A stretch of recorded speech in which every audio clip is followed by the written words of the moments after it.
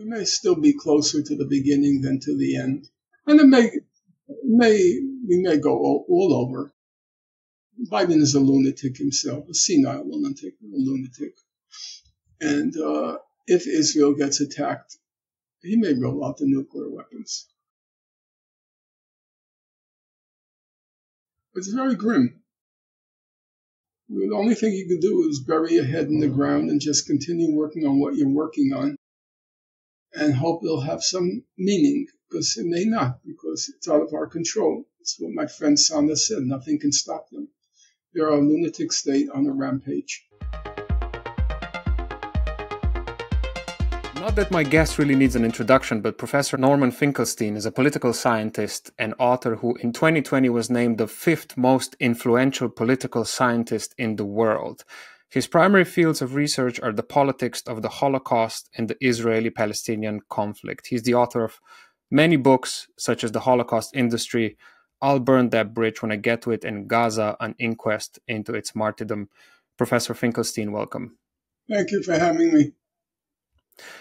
I wonder if you'll agree with me, but a lot of the media coverage about the horrific events in Gaza is packed with terms and concepts that I believe most people, myself included, to be honest, are not really that well informed about. One such term is Zionism, which apparently means totally different things to different people, especially online, where folks keep throwing the word around quite arbitrarily.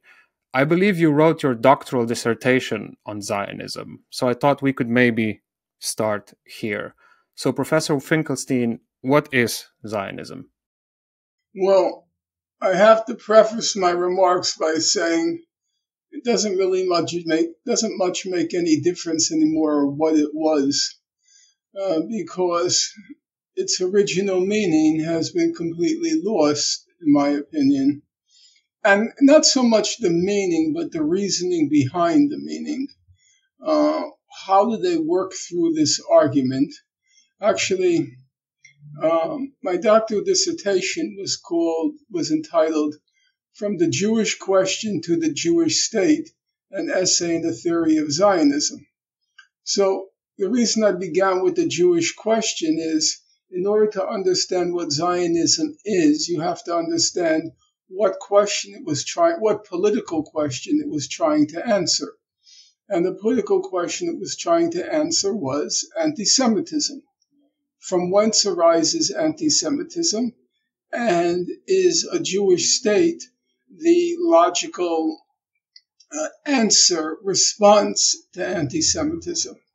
At the time, in that era, the 19th century, there were all sorts of approaches, if you might call it that, the Jews embraced. There were those who believed in the Enlightenment idea of achieving citizenship within your state, full citizenship, and that would resolve the Jewish question. That notion goes back to the French Revolution and the idea that you can create a state, a nation, on the basis of citizenship. So there were those who fought for equal rights within what you might call a bourgeois democratic state. And that idea at the end of the 19th century seemed not to be working because of outbreaks of anti-Semitism in Eastern Europe, but also in Western Europe, in places like France with the Dreyfus Affair, the French-Jewish officer, Captain Dreyfus, who was very much an assimilated French Jew, who was accused of having been a spy for the Germans. The famous J'accuse affair. Yes, the one that culminated with Émile Zola's J'accuse. Now, there were those who believed that anti-Semitism was inherent in capitalism, the search for scapegoats and things like that of the capitalist system, and that the only answer would have to be a revolutionary transformation of society. And there were a lot of Jews who were wedded to that idea. Most of the Bolshevik leadership with the partial exception of Lenin. Lenin, it's now said, was 1/4 Jewish, but with the partial exception of Lenin and the full exception of Stalin, the entire Bolshevik leadership was Jewish. Trotsky, Kamenev, Zinoviev, Bukharin, they were all Jews. And obviously Jews played a salient role in the leading socialist organization of that era, namely the German Social Democratic Party, where many of its luminaries were Jewish, most notably, not most notably, one among many, being Rosa Luxemburg. So there were those who believed the only way to answer the Jewish question is that you had to abolish capitalism and create a socialist society. Then there were those who believed that we need socialism, but we also need some form of Jewish autonomy, a cultural autonomy within a socialist state. And the most famous of those were, of course, the Bundists. And then there were the Zionists, which were a pretty trivial percentage of the Jewish movement, I think. I can't remember now, but it was a tiny, tiny portion of the Jewish community that embraced the idea of Zionism. The basic idea of Zionism was that every nation, every normal nation, had a state. The French people had the French state. The British people had the British state. Every normal nation had a state. And that Jews were an anomaly because they were a nation without a state. And it was the fact that the Jews didn't have a state that they could call their own. That was allegedly the cause of anti-Semitism, because the belief was that any nation state can tolerate a minority, but it has a limit before it can no longer tolerate it. The leading Zionist, after Herzl passed from the scene, Theodor Herzl, the leading Zionist was Chaim Weizmann. And Chaim Weizmann was by profession, he was a chemist. And he compared the situation of minorities with a mixture. A mixture meaning you can pour in an alien substance, and most of the time it dissolves in the test tube. But if you put too much of the alien substance into the test tube, it won't dissolve. And he said that was the problem with Jews. They were too large a minority within other nation states, and being too large a minority, they couldn't dissolve, they couldn't assimilate into the nation states around them. And if they couldn't assimilate, they would be conceived as an alien entity. So in order to resolve the Jewish question, you had to create a Jewish state. It didn't have to be 100% Jewish. The Zionists believed that a nation state could tolerate maybe a 10 to 15% minority, or 10 to 20% minority. So they didn't want a Simon pure Jewish state, but they wanted a state which was overwhelmingly Jewish, and that they had to preserve that demographic balance, which is kind of what made the expulsion of the Arab population in 1947 inevitable, because they had to rectify the demographic balance in order to create a Jewish state which was overwhelmingly Jewish in its demographic balance. So the basic idea of Zionism was that there was a limit to which non-Jewish societies could assimilate Jews. Jews were too large a minority, and they liked back then to use biological metaphors. Obviously, Weizmann used a chemical metaphor. Others used biological metaphors. And they said the natural reaction of a human body to a foreign substance is to repel it, to reject it, to push it out. And in the same way, they said the natural substance of a body politic is to repel, to reject, to push out an alien substance. And Jews were, in their view, they were an alien nation. And so people like Jabotinsky, the right-wing Zionist, but certainly not unrepresentative of Zionist thinking, he said that anti-Semitism was normal. It was a normal reaction of a body politic to an alien presence in its midst. And therefore, Jews had to normalize their condition by becoming what was normal, namely a nation state where Jews were overwhelmingly the majority. Following kind of this line, I was quite surprised then when, during a recent discussion, I heard you say the following: I don't believe Zionism is the operative ideology in Israel today. You went on to make an interesting analogy with the Soviet Union between its early days when kind of ideology was driving the revolution, I believe, and the later period when the state became, I don't know, a self-sustaining machine and realpolitik sort of took over. So if it's not ideology that's driving Israeli society in 2024, what would you say is then? That's a fair question. And it's possible I overspoke in that particular point. First of all, I think the overwhelming concerns of the Israeli state, they're geopolitical. Israel wants to dominate the region.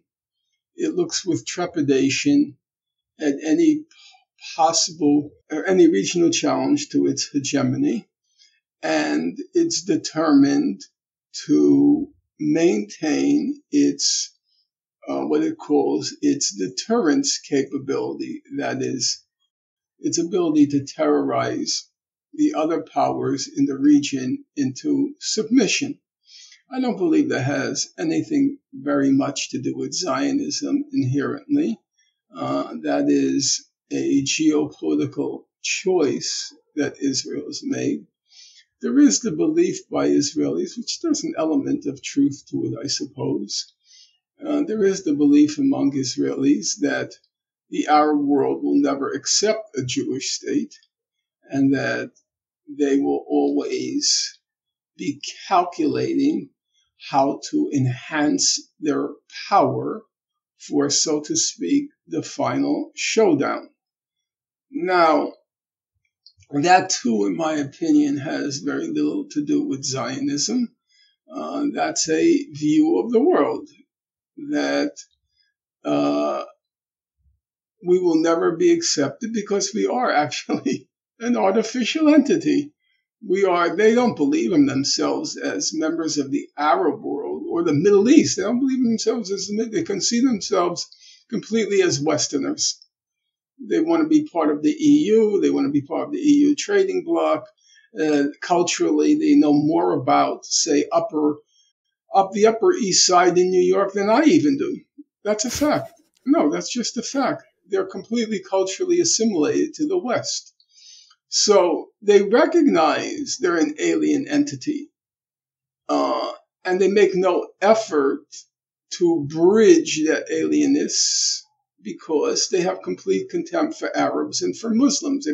They consider them to be, the missing link.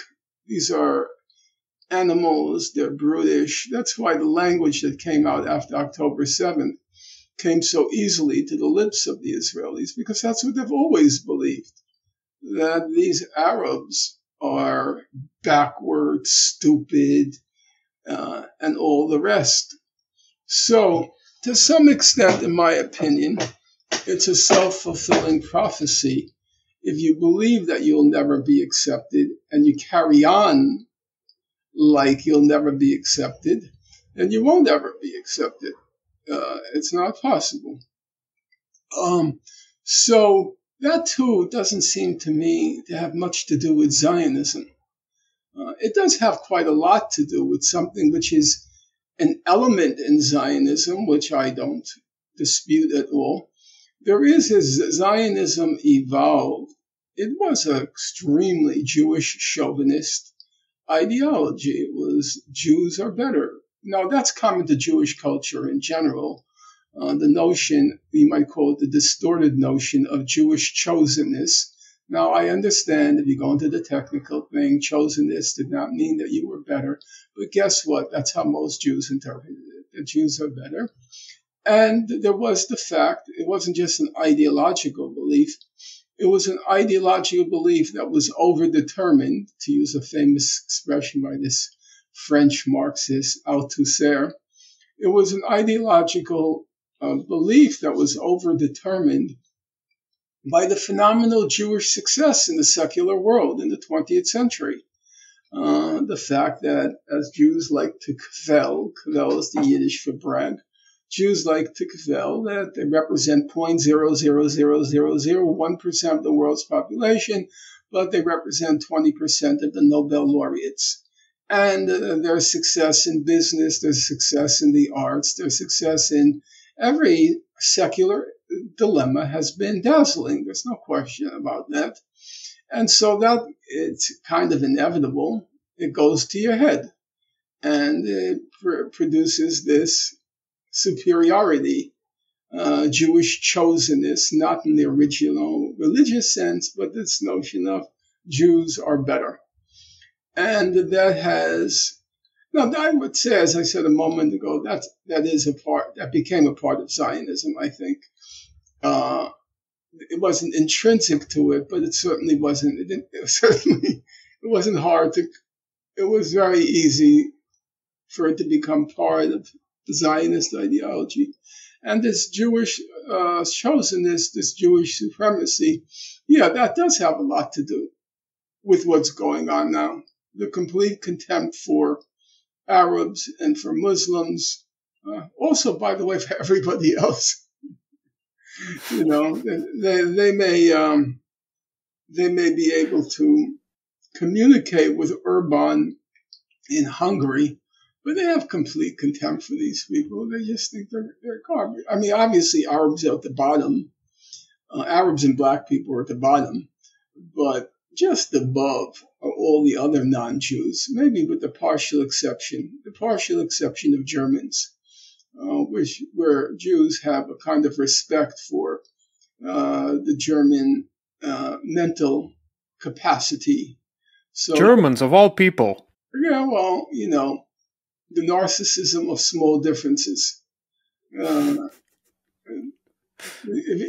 remember with my parents, they had contempt for Poles, people of Polish descent, but they hated Germans. Now, they hated Germans, but they didn't look down on Germans. You see, it was different. They would never say it, like my parents would say, stupid Pole, stupid Pole, stupid Pole. No Jew would ever say stupid German. They would not. So the Germans were I would say, the exception. Right now, obviously, the exception is becoming the Chinese. Nobody would say a stupid Chinese. In any event, to get back to your original question, I think the major concerns of Israeli leadership is geopolitical, but I also believe that there is a large component of Jewish supremacy.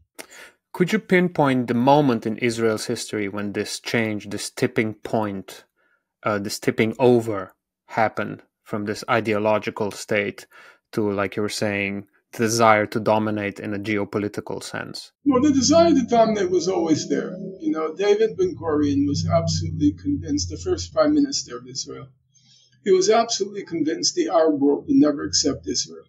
I mean, he was smart enough to realize it was an alien. It was, in many ways, an alien implant. There was no Zionist who wanted to become Arab. That was not going to happen. And Ben-Gurion was this low-level Jewish supremacist. So he had complete contempt for the Arabs and never believed that they would also, in addition, they would accept a Jewish state.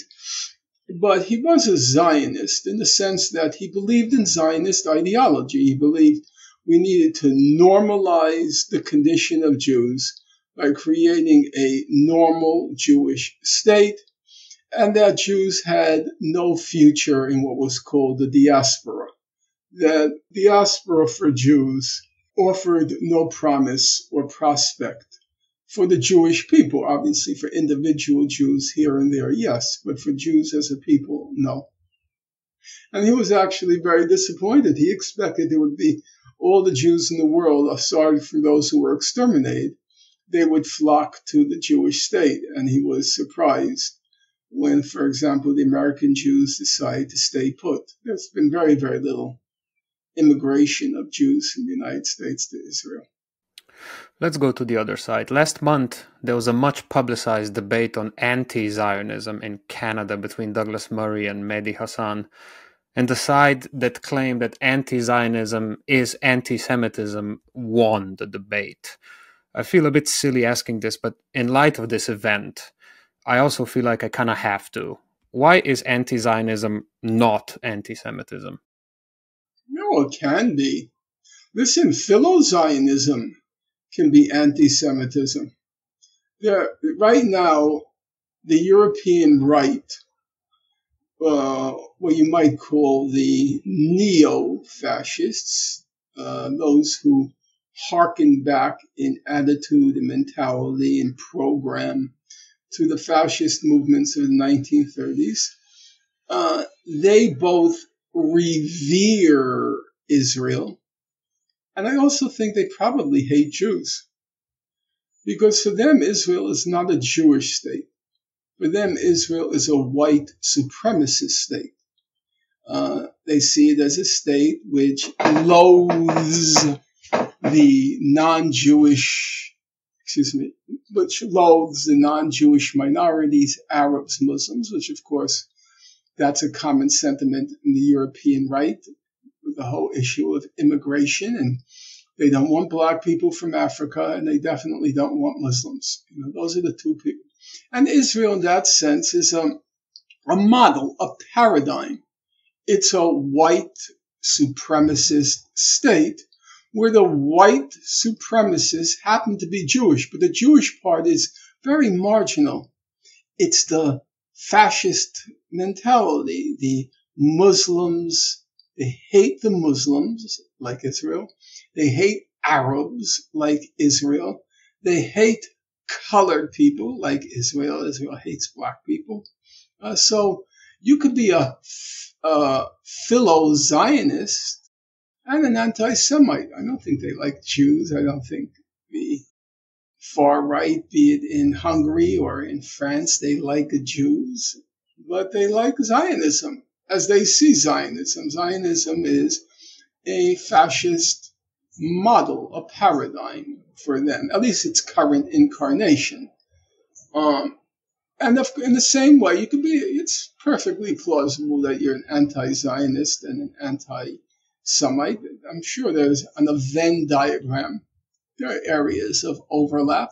But there's nothing intrinsic about being anti-Zionist. First of all, as I said, the Zionism plays such a little role now. Who even reads these people? Who reads Herzl? The Zionist thinkers are so mediocre. There's nothing there. I remember once, when I was writing my doctoral dissertation, I once said to Professor Chomsky, who was kind of my supervisor, since my own technical supervisors basically were missing in action. And I once asked Professor Chomsky, I said, Professor Chomsky, do you believe that Zionism has intellectual depth and intellectual content?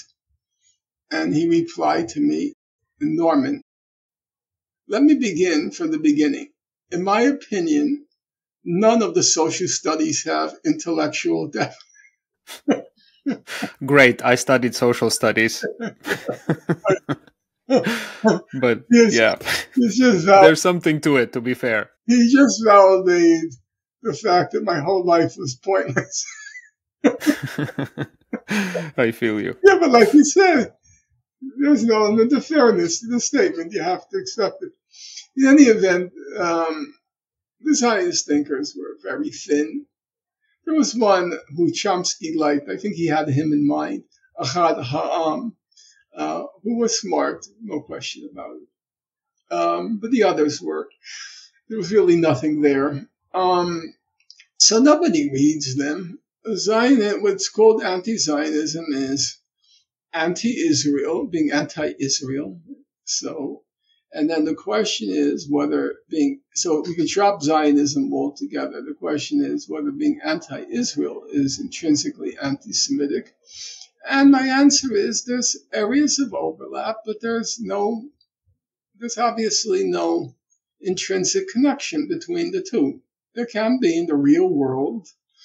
There are a lot of excellent reasons to hate Israel. Actually, the last few days, I wouldn't want to tell you the thoughts passing through my head, but I'll tell you they're not very nice. And I have to really control myself because it's a lunatic state. And it's a lunatic state, and it's bringing us closer. When I say us, I mean the whole world, closer and closer to the precipice. And I don't know where it's going to end. So there are many reasons to hate Israel which have nothing to do with Jews. They're completely out of control. I think I got an email from my close friend Sana Qasim, and she's my webmaster, and she's a really brilliant woman. And she said, and she's Palestinian, and she said, the United Nations can't stop them. The International Court of Justice can't stop them. The Houthis and Hezbollah can't stop them. Nothing can stop them. They're just on a lunatic rampage now. Complete lunatics. So there are excellent reasons to be anti-Israel. They have nothing to do with Jews. Though, of course, there's always going to be a spillover, because Israel describes itself as the nation state of the Jewish people.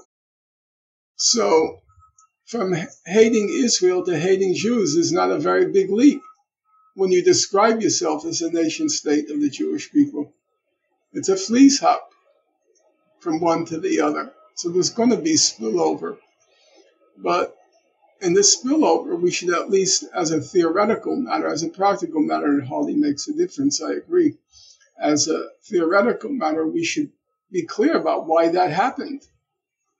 Why the hatred of the Jews? Because this nation state, which calls itself the nation state of the Jewish people, is completely lunatic. It's no different, as a matter of principle. People didn't hate Nazis during World War II. They hated Germans. Well, the spillover was pretty easy because the Nazis were the head of a German government. But they didn't denounce Nazis. They denounced Germans, Krauts, as they were called, or Teutonics. So, and it was the same thing if you ever read the literature on the Japanese. We didn't denounce the emperor or the Japanese state. It was the Japanese people, the Nips, as they were called. So that kind of spillover is inevitable, I believe. And then it's very difficult to sort out anti-Israelism from anti-Semitism.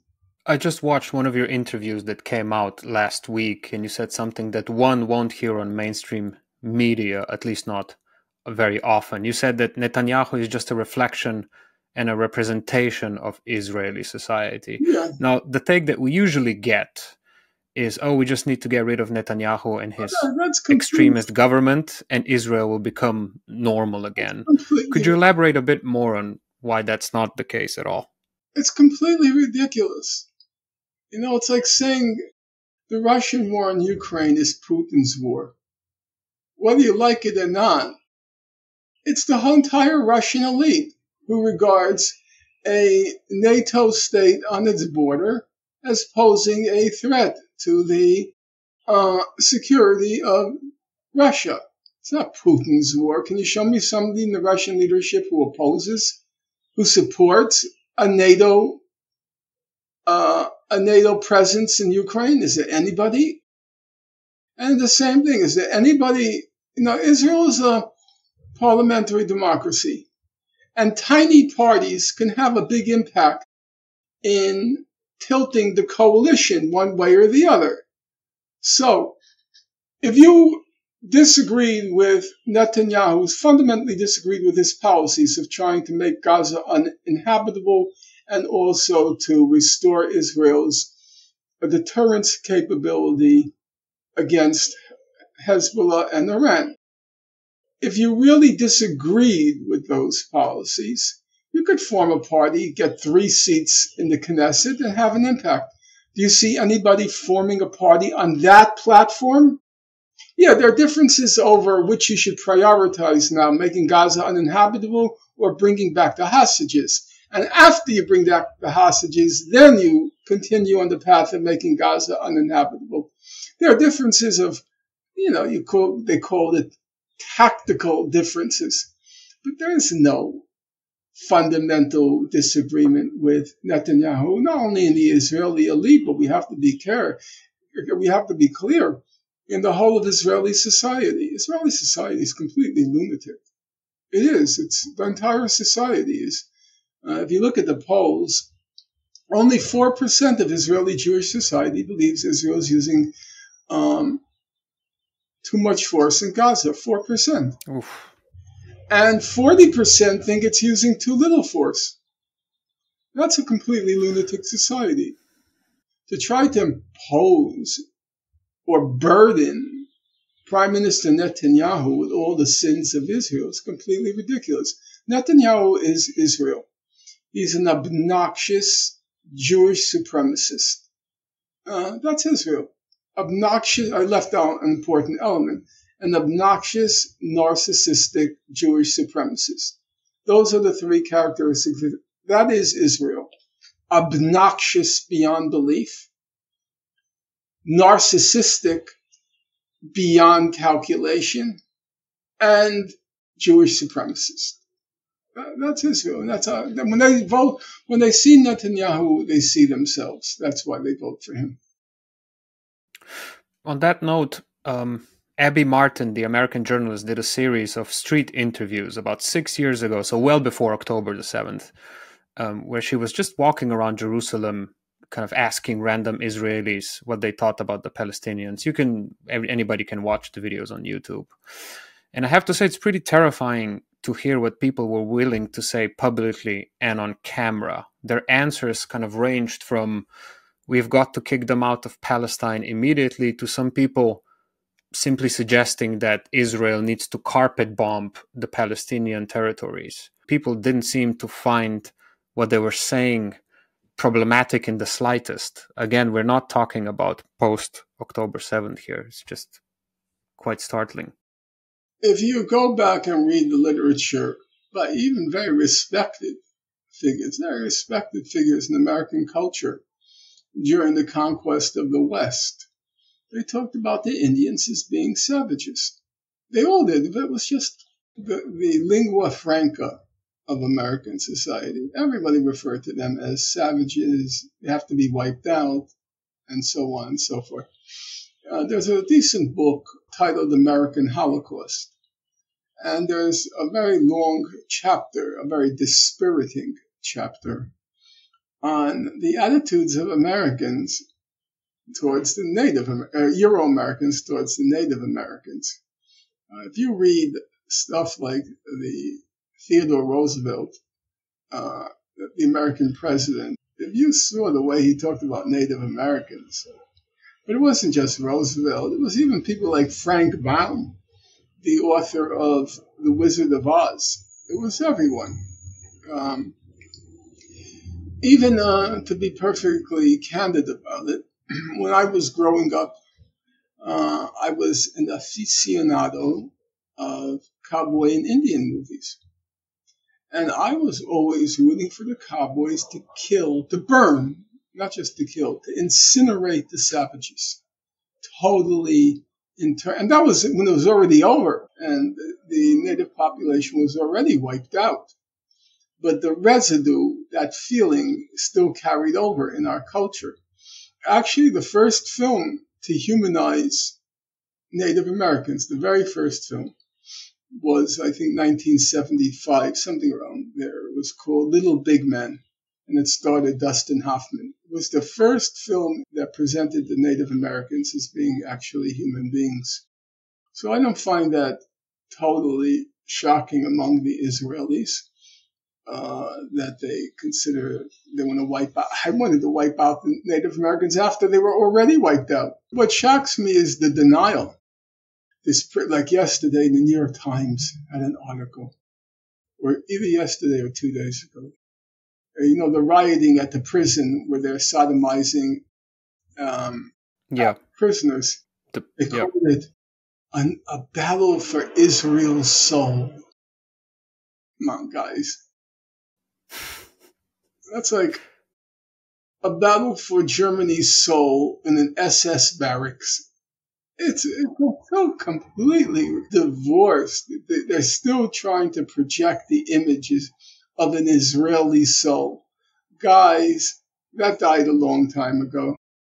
When Israelis post videos of their euphoria and elation as they murder and torture Arabs on the social media, knowing full well they're not going to be ostracized, but quite the contrary, they're going to be celebrated, there's very little soul left there. So that's enough already. As the Spanish would say, bastante, enough already, bastante, bastante, enough with the soul. It's all for the New York Times, the Upper East Side Jewish billionaire supremacists, because that's the New York Times' basic, it's its reader base, the Upper East Side. So they want to still continue, they know the Jews in the Upper East Side, the billionaire Jewish supremacists. They love to hear about the Jewish soul, the Israeli soul. I'm originally from Slovenia, so the Balkans, but I used to live in Berlin for nearly a decade. I didn't speak any German, and I had extremely limited options when I arrived to the German capital. I started guiding people to bars at night. I was what's known as a pub crawl guide, not a very dignified profession. Most of my clients were Australians and Americans and English, but there was a fair share of Israelis too. It was always a group of young guys who had just come from serving in the IDF. And they had to have been the most obnoxious. For some reason, they quite liked me. I don't know, perhaps because they knew I wasn't German, maybe. And as soon as they got a bit more relaxed around me, they would almost always say that they could feel that the Germans still wanted to kill them all. It was quite startling, and it always shook me. In the Balkans, we grew up with plenty of horror stories that our grandparents told us. And yet, in all my time in Berlin, I never felt that any German wanted to harm me just because I'm a Slav or something. The inverted narcissism. Hear me out, Professor. They have to want to kill us. They're always the center of everything. Guys, actually the Germans don't give a flying fig about you. Well, I do have to say that they seemed like they really believe in what they were saying. They just looked utterly paranoid, which got me thinking, that maybe being forced into the army in your formative years and then pumped with paralyzing fear and told that anyone who's not Jewish wants to murder you is probably not ideal for your psyche, right? So I wonder what your thoughts about the role of military indoctrination of young people in Israel are. Oh, there is a very real problem. First of all, that's part of the Jewish psyche. You have to remember. Did you ever see Woody Allen's Annie Hall? Yeah, of course. It's a classic. Well, it's absolutely hilarious when they're walking down Central Park and somebody says to him, "So what'd you think?" He said, "What do you mean what you... I think everything anyone says he hears Jew. That's it. That's the only thing. Jew." And the Goyim are always trying to oppress him, so that's part of the Jewish psyche. What is true in what you're saying is, remember, every Israeli is a war criminal in the literal sense. Every Israeli is a war criminal, or 6 degrees removed from a war criminal, because every Israel has a citizen army. It's representative of the whole of Israeli society, aside, from the Orthodox. It's a wholly representative cross-section of Israeli society. They all serve in the army, and at some time they're committing a war crime. They're breaking into homes in the West Bank. They're ransacking homes, terrorizing children, humiliating Palestinians at the checkpoints, or periodically they're bombing Gaza on one of their periodic murder sprees. Every Israeli is involved in the subjugation of a population which is literally half its size. There are about 15 million people living between the Jordan and the Mediterranean, and half of them are not Arab. And in order to subjugate them, you need a very large human apparatus to perpetrate and perpetuate that subjugation of the Arab population in what B'Tselem, the Israeli human rights organization for the occupied territories, what they're called. It said, from the river to the sea, there's a Jewish supremacist state. I think that's an accurate description. Different degrees of Jewish supremacy. In the case of the Israel proper, you could say the Arabs are second or third class citizens. In the case of the West Bank, you could say the Arabs are subjected to an apartheid regime. And in the case of Gaza, they're subjected to an genocidal assault. So it's different degrees of Jewish supremacy, but it's a Jewish supremacist state. In order to maintain that Jewish supremacist state, they don't have an isolated apparatus. Yes, they have a special forces, but the special forces is integrated into a citizen army, every member of which is a war criminal, or you can be 6 degrees separated. It could be your brother, it could be your sister, it could be your mother, it could be your father, it could be your son, it could be your daughter. So in that sense, yes, the army experience has morally tainted them, because they feel a sense of, there but for the grace of God go I, meaning I would be committing that war crime, because they're all doing it. How do you, Gaza is no more. Gaza is gone. There's no Gaza anymore.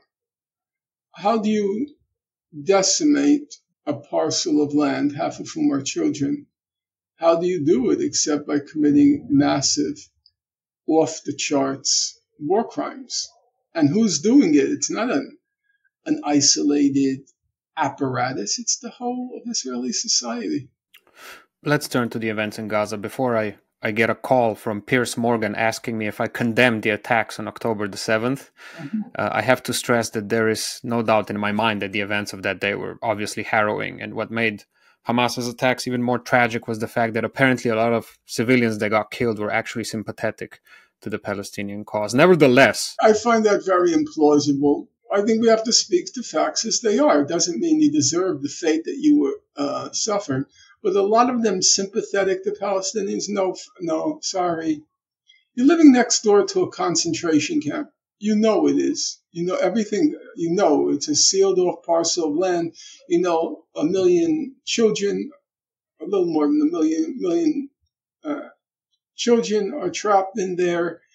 You know all that. What did you do? What did you do? I'm not going to say I'm better, but I'm going to just, I live in this city with all these homeless people. And what do?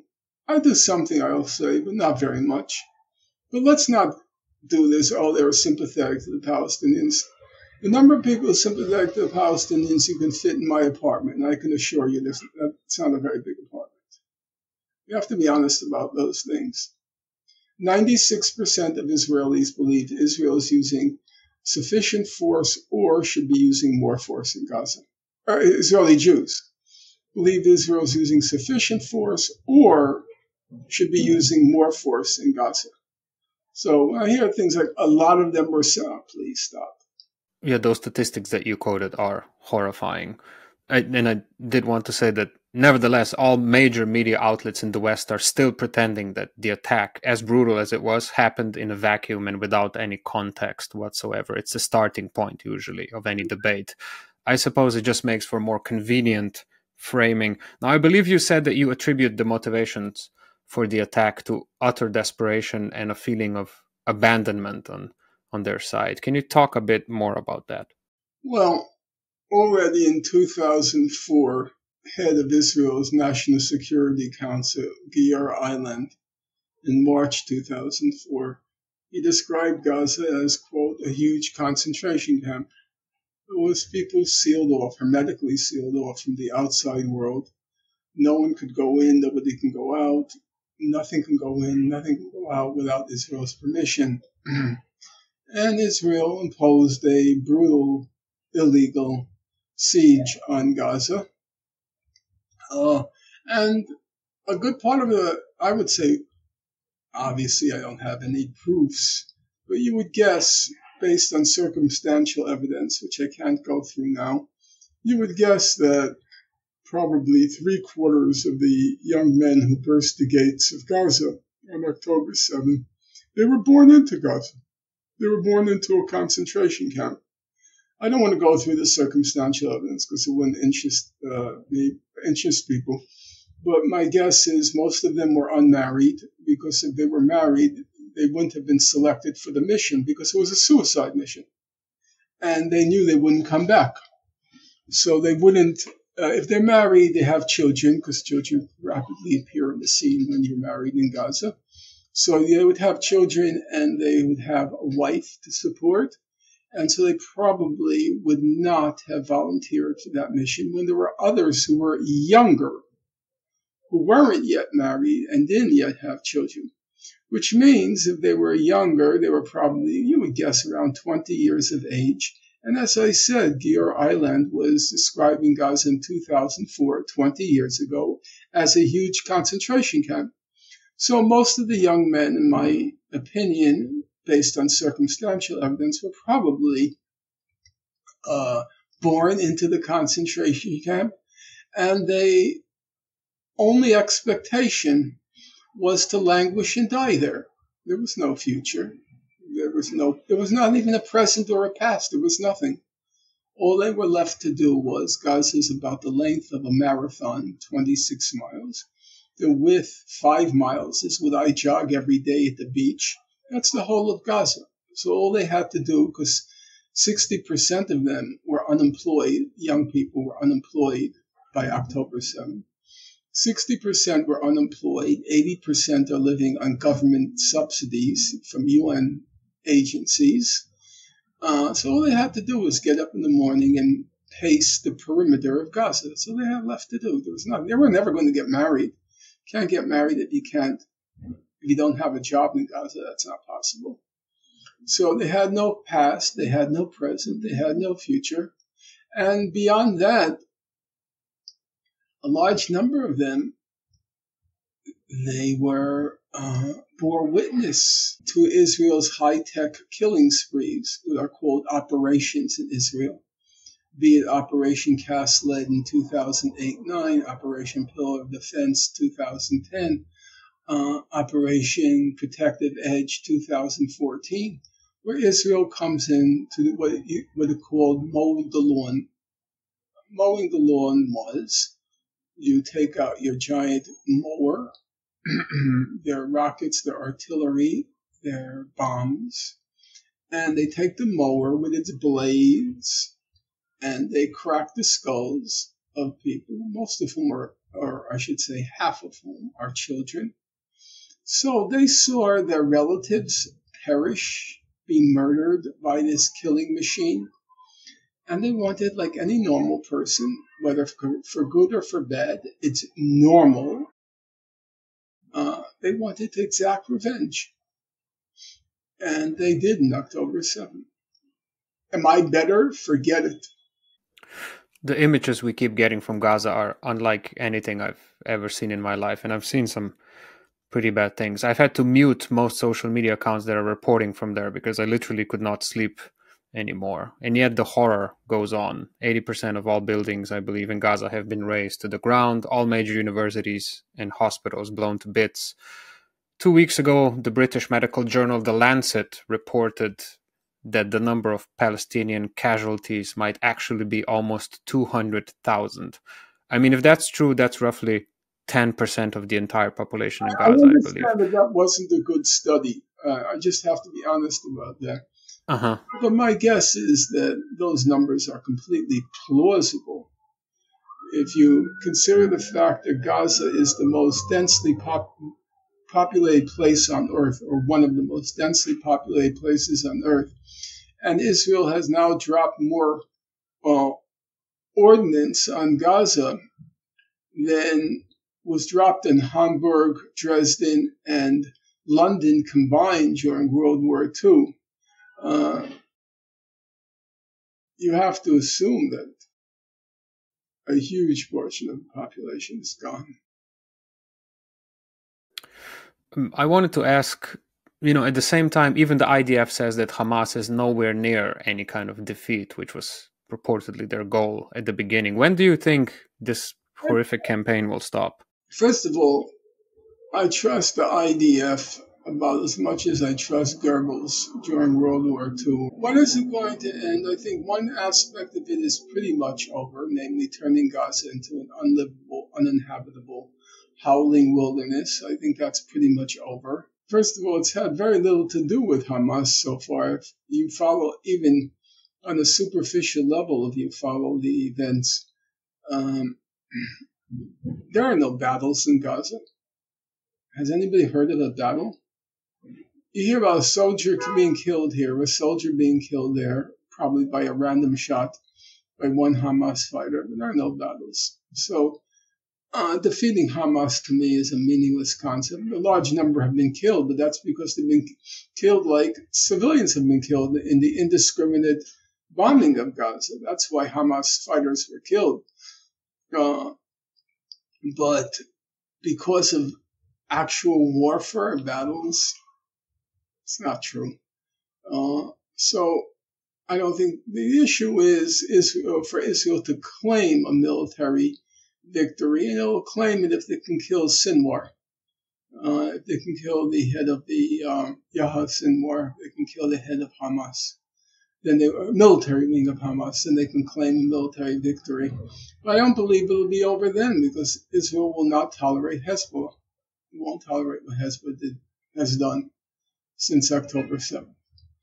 And so there's a new battle looming, and then there's another battle looming with Iran, or simultaneously. So we may still be closer to the beginning than to the end. And we may go all over. Biden is a lunatic himself, a senile lunatic. And if Israel gets attacked, he may roll out the nuclear weapons. It's very grim. The only thing you can do is bury your head in the ground and just continue working on what you're working on and hope it'll have some meaning, because it may not, because it's out of our control. It's what my friend Sanders said. Nothing can stop them. They're a lunatic state on a rampage. Complete lunatic state, and they're on a rampage.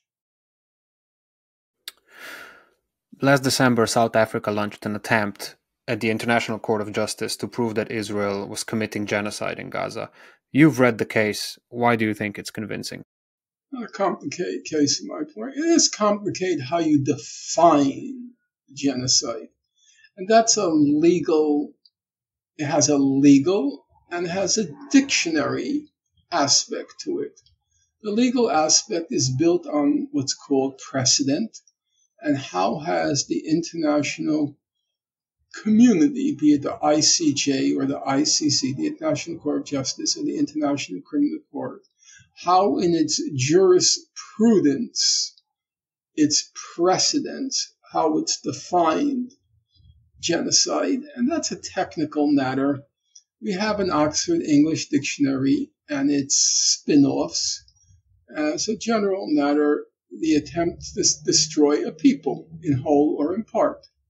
And I think it's to my view incontestable that since October 7th, Israel has embarked on a campaign to destroy the Palestinian component of,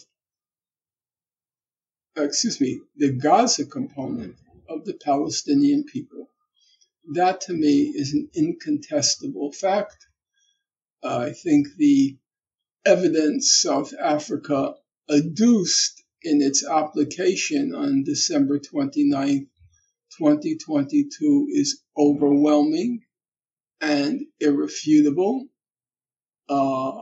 I have read it not once, not twice. I've read it many times because I'm writing about it right now.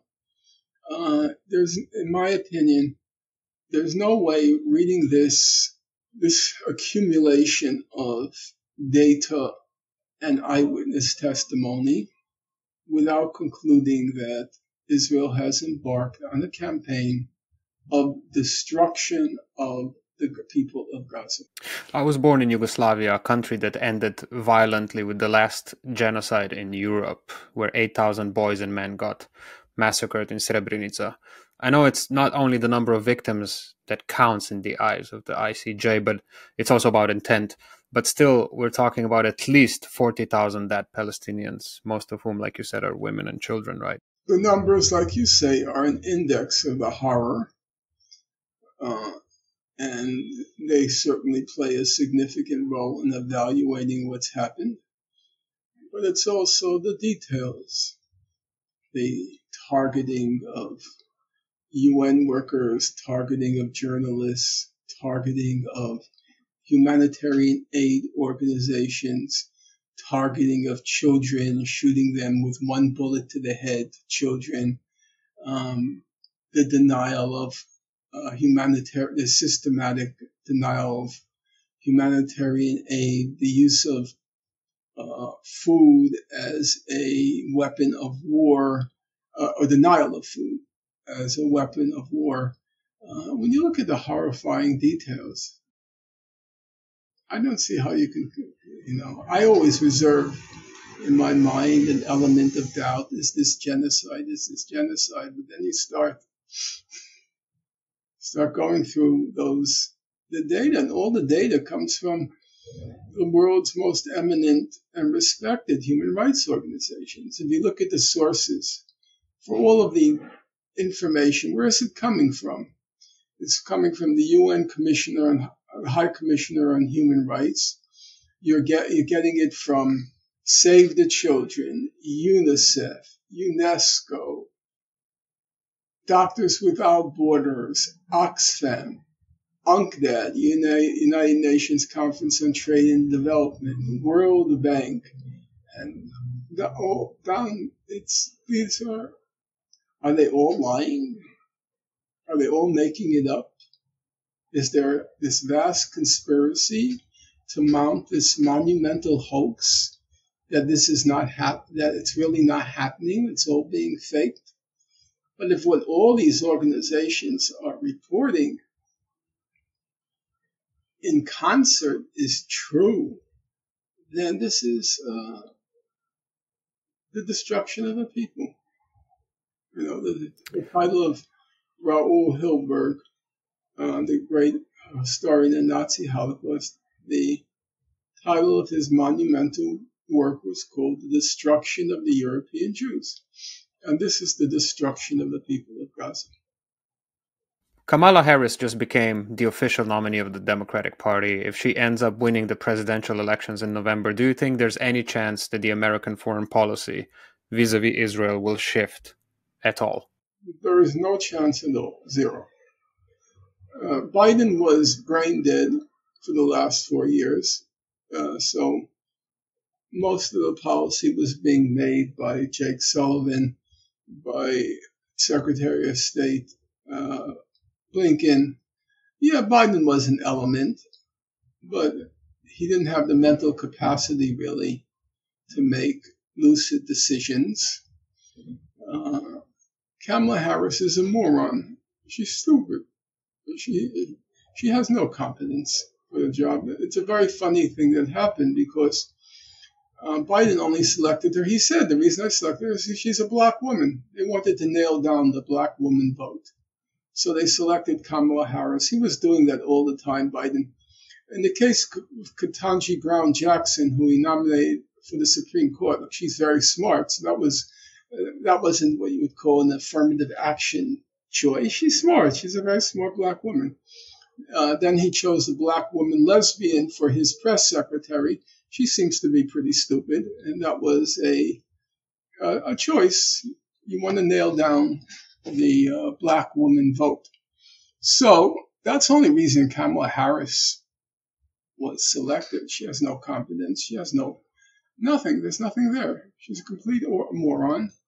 And then what happened was, it was kind of funny. So the Democrats want to get rid of Biden because he's a corpse. And he's an embarrassing corpse now because the totalitarian PR machine of the Democratic Party couldn't conceal it any longer. It was just out there, impossible to hide. They thought they could hide it and then get the election, and he'll just sit in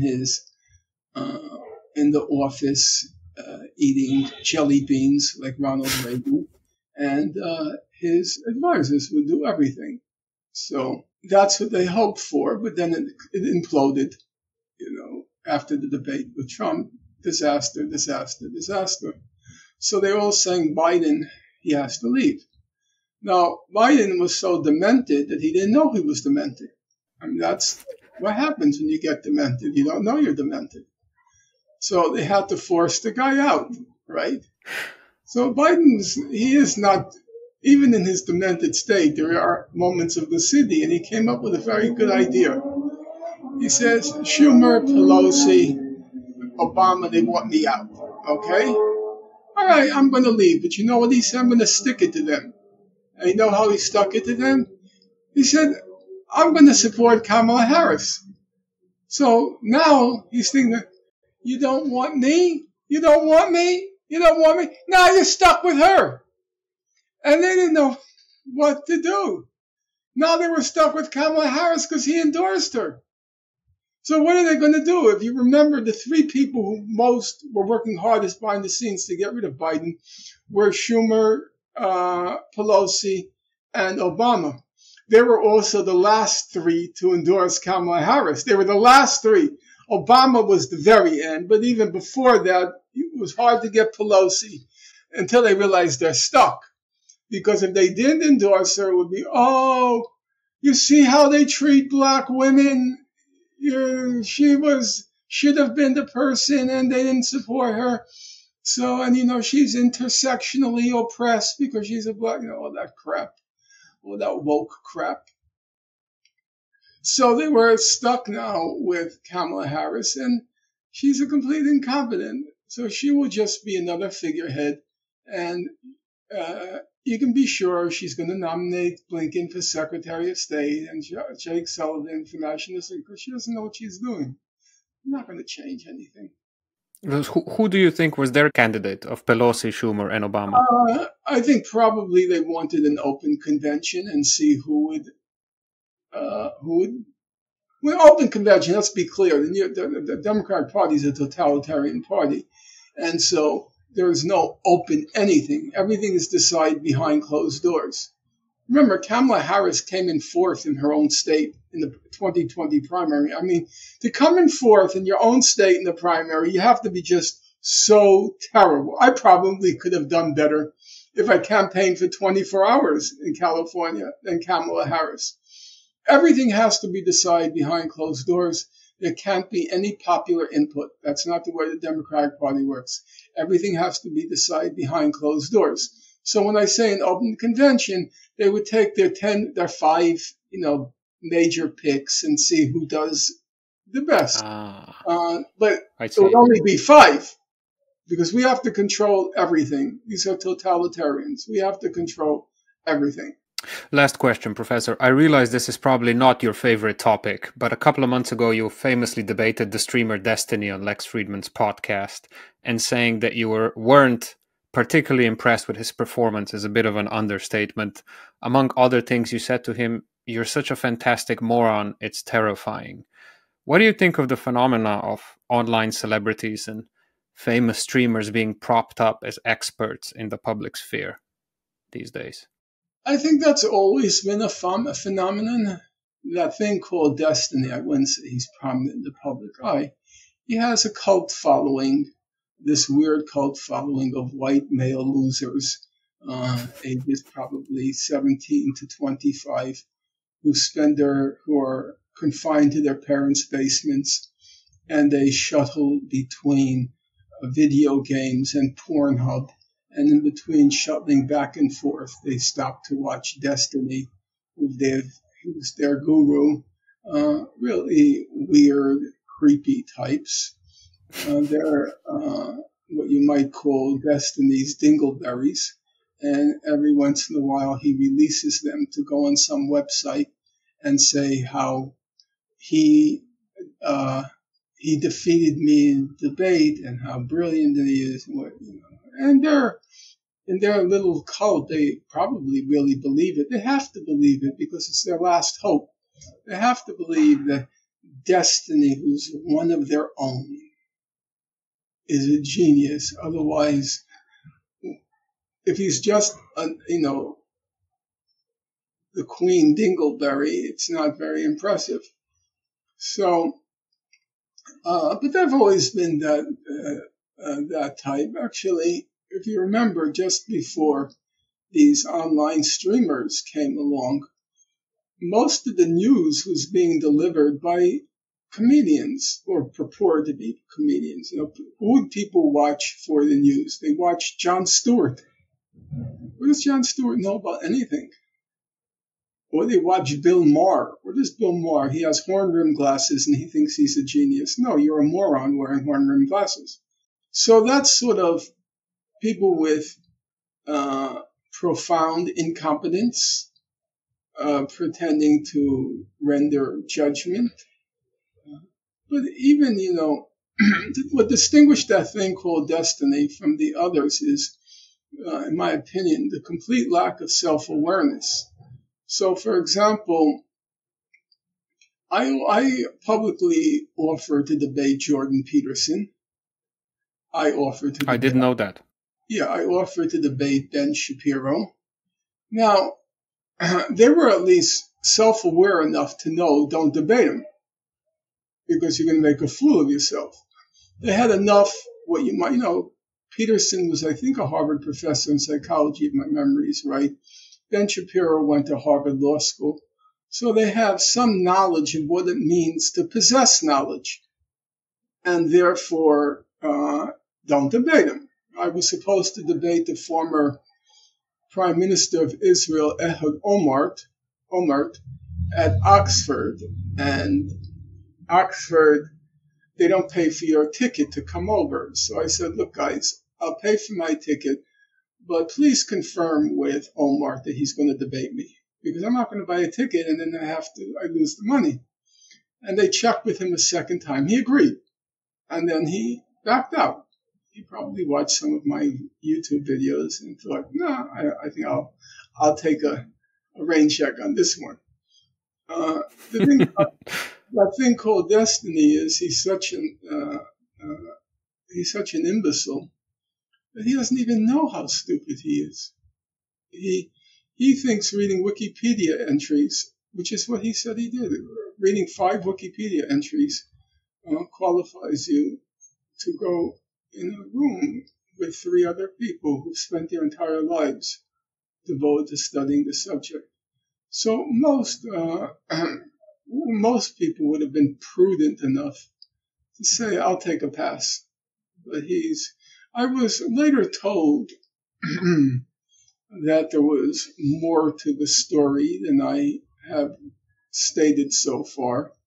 And I was told by I would call it an unimpeachable source, that thing called Destiny was being handsomely, that's the word that was used, handsomely compensated by certain organizations.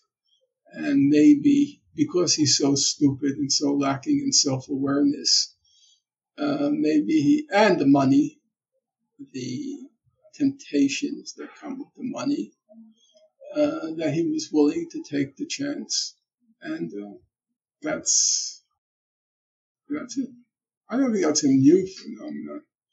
People pontificating about politics who have no knowledge, understanding, never having studied or participated in politics.